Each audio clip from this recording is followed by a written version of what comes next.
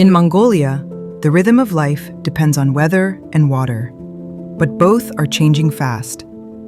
Longer droughts, harsher winters, and shrinking pastures test the resilience of wildlife and the herders who share these lands.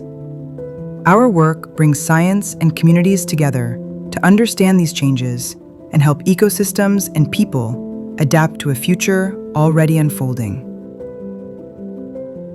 Хоёроос 3 жилд бол цаг нөхцөл байдал бол жоохон хурдан тусмуу орсноос эхлээд одоо дэвшүүлчээл ургамал бол ховорцсаар давтамж нэг ойр орцсон жилдээ ахисаар гоо эдиш хоол маш муудсан.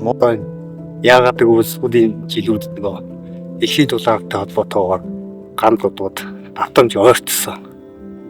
За удан бол энэ манай ар хоолой чинь хоёр нүдний дурангаар ингээ харахад 300 хулан багтаж исэн байхгүй.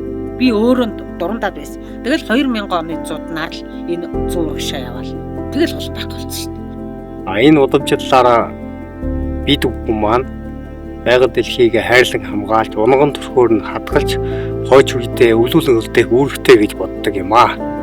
Ер нь хамгийн хэрэгтэй аз жаргалтай сайхан чинь бороол юм билээ шүү дээ. Би ер нь бас одоо 50 хэдэн наснда энэ бороол хамгийн эрхэм юм байна. Мөнгө бол нэг чухал биш гэж л ингэж бодож байна.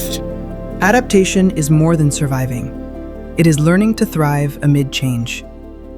By protecting vital water sources, strengthening rangelands, and building preparedness for extreme weather, we're helping Mongolia's wildlife and people to face a changing landscape with resilience and hope.